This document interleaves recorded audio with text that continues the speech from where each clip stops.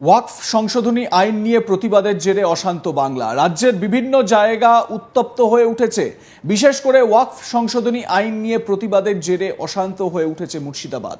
পরিস্থিতি নিয়ন্ত্রণে আনতে শেষমেশ কেন্দ্রীয় বাহিনী মোতায়েনের নির্দেশ দিয়েছে হাইকোর্ট।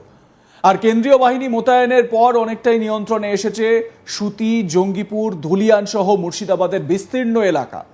এদিকে হামলা, বাড়ি ও দোকান ভাঙচুর ও অবাধে লুটপাটের পর অনেকেই ঘরবাড়ি ছেড়ে পালিয়ে গিয়েছেন পার্শ্ববর্তী মালদা, বীরভূম সহ বিভিন্ন জেলায়। মুর্শিদাবাদে ওয়াকফ বিরোধী অশান্তি নিয়ে এবার উদ্বেগ প্রকাশ করলেন সুপ্রিম কোর্টের প্রধান বিচারপতি সঞ্জীব খান্না। বুধবার শুনানি চলাকালীন এ বিষয়ে প্রধান বিচারপতির বেঞ্চে দৃষ্টি আকর্ষণ করেন আইনজীবীরা। তখনই বিচারপতি খান্না হিংসা নিয়ে তার দুশ্চিন্তার কথা প্রকাশ করেছেন। মামলা যখন আদালতে বিচারাধীন সেই সময় এমন ঘটনা ঠিক নয় বলে মন্তব্য শীর্ষ আদালতের। প্রধান বিচারপতি খান্নার নেতৃত্বে 3 বিচারপতির বেঞ্চ এই মামলা শুনছে। বেঞ্চে রয়েছেন বিচারপতি সঞ্জয় কুমার এবং বিচারপতি কেভি বিশ্বনাথন। সুপ্রিম কোর্টে এ বিষয়ে কি আলোচনা হয়েছে সেই বিষয় বিশদে জানাবো এবারে আপনাদের। বিচারপতি কেভি বিশ্বনাথনের পর্যবেক্ষণ, সংবিধানের 26 নম্বর ধারায় যা লেখা রয়েছে তার সঙ্গে ধর্মীয় আচারকে মিলিয়ে দেওয়া যাবে না।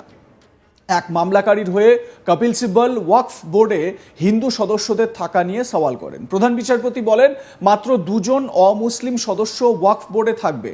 পাল্টা সিব্বলের সওয়াল, নতুন আইনে বলা হয়েছে অন্তত 2 জন অমুসলিম সদস্য থাকবেন। এরপরই সিব্বল বলেন, আমার জমি রয়েছে, তাতে আমি অনাথ আশ্রম করব, এতে সমস্যা কোথায়? এর জন্য নথিভুক্তকরণ করতে যাব কেন?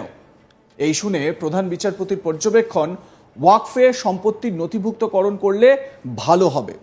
এরপরই কপিল সিব্বল বলেন 1995 সালের ওয়াকফ আইনে সীমাবদ্ধতা ছিল না, কিন্তু নতুন ওয়াকফ সংশোধনী আইনে বহু সীমাবদ্ধতা যোগ হয়েছে। প্রধান বিচারপতি সঞ্জীব খান্নার পর্যবেক্ষণ, সরকার নিয়ন্ত্রণ করতে পারে, আমরা বলতে পারি না যে নিয়ন্ত্রণ করলেই তা অসাংবিধানিক। এই কথার পরিপ্রেক্ষিতে কপিল সিব্বল সওয়াল করে বলেন, নয়া আইন লঙ্ঘন করলে জেল পর্যন্ত হতে পারে। প্রধান বিচারপতি বলেন, এটা ঠিক আছে, অনেক কাজেই জরিমানা দিতে হয়। যখন দিল্লি হাইকোর্টে ছিলাম শুনতাম সেটা নাকি ওয়াকফের জমিতে। আমাদের ভুল বুঝবেন না, সব ওয়াকফ সম্পত্তির নথিভুক্তকরণ ভুলভাবে হয়নি। এরপর আইনজীবী অভিষেক মনু সিংভির পাল্টা সওয়াল, আমরা শুনেছি সংসদও ওয়াকফের জমিতে হয়েছে। এই শুনে প্রধান বিচারপতি বলেন, এই বিষয়টি হাইকোর্টেও শুনানি হতে পারে। যে কোনো এক হাইকোর্টকে এই মামলা শোনার নির্দেশ দিতে পারি, হাইকোর্টের রায় আমাদের সুবিধা করে দেবে। অভিষেক মনু সিংভির আর্জি করেন, নয়া ওয়াকফ সংশোধনী আইনের কিছু অংশে আপাতত স্থগিতাদেশ দেওয়া হোক, গোটা আইনে নয়।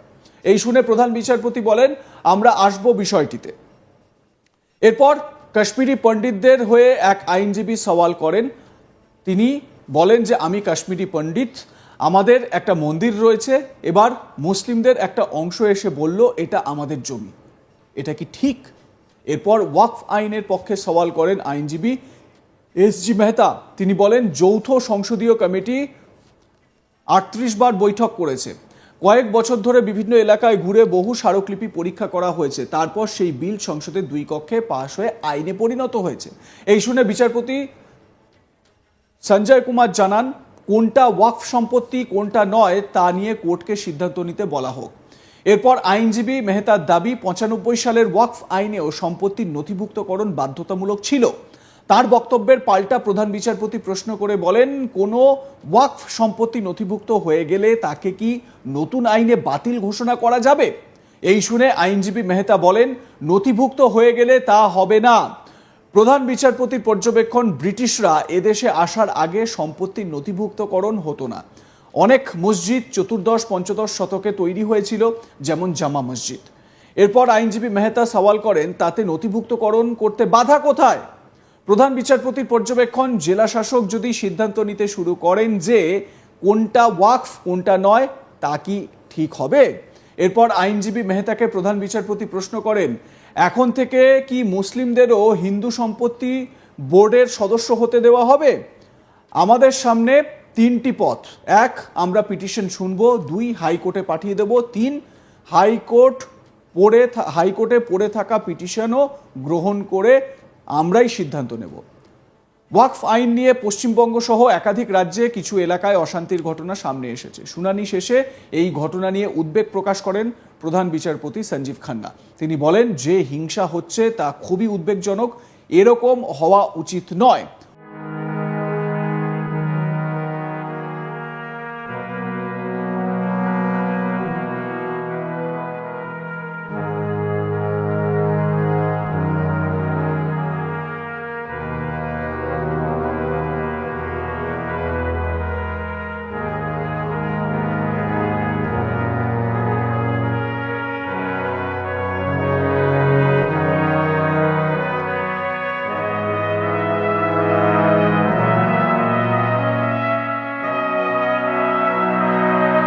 বুধবার সুপ্রিম কোর্টে প্রধান বিচারপতি সঞ্জীব খান্নার বেঞ্চ এই ওয়াকফ সংশোধনী আইন নিয়ে অন্তর্বর্তী যে স্থগিতাদেশ, সেই স্থগিতাদেশ কি হতে পারে তার 3টি প্রস্তাব দিয়েছে।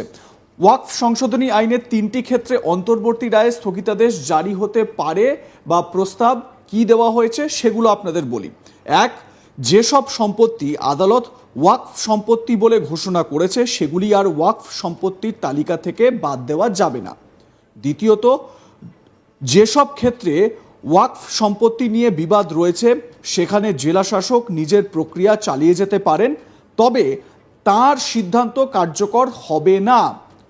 তৃতীয়ত, ওয়াকফ বোর্ড ও ওয়াকফ পরিষদে পদাধিকার বলে কোনো সদস্যকে নিয়োগ করা যাবে, কিন্তু অন্য সদস্যরা মুসলিম সমাজের প্রতিনিধি হবেন বা মুসলিম সমাজের প্রতিনিধি হতে হবে। এই 3টি প্রস্তাব দেওয়া হয়েছে সুপ্রিম কোর্টের প্রধান বিচারপতি সঞ্জীব খান্নার বেঞ্চের তরফে। তারা বলেছেন যে 3টি নির্দেশ দিতে পারেন। 1, যেসব সম্পত্তি আদালত ওয়াকফ সম্পত্তি বলে ঘোষণা করেছে সেগুলি আর ওয়াকফ সম্পত্তির তালিকা থেকে বাদ দেওয়া যাবে না। 2, যেসব ক্ষেত্রে ওয়াকফ সম্পত্তি নিয়ে বিবাদ রয়েছে সেখানে জেলাশাসক নিজের প্রক্রিয়া চালিয়ে যেতে পারেন, তবে তার সিদ্ধান্ত কার্যকর হবে না। 3, ওয়াকফ বোর্ড ও ওয়াকফ পরিষদে পদাধিকার বলে কোনো সদস্যকে নিয়োগ করা যাবে, কিন্তু অন্য সদস্যরা মুসলিম সমাজের প্রতিনিধি হতে হবে। এই হচ্ছে গিয়ে সুপ্রিম কোর্টের বক্তব্য। এবং আইন অনুযায়ী, মানে এই যে সংশোধনী আইন, সেই অনুযায়ী ওয়াকফ পরিষদের 22 জন সদস্যের মধ্যে মাত্র 8 জন মুসলিম হবেন, বাকিরা মুসলিম নাও হতে পারেন। কিন্তু কেন্দ্রের সলিসিটর জেনারেল তুষার মেহতা বলেন, তিনি হলফনামা দিয়ে বলতে পারেন 2 জনের বেশি অমুসলিম কেউ থাকবে না, এমনটাই সলিসিটর জেনারেলের তরফ থেকে বলা হয়েছে আদালতে।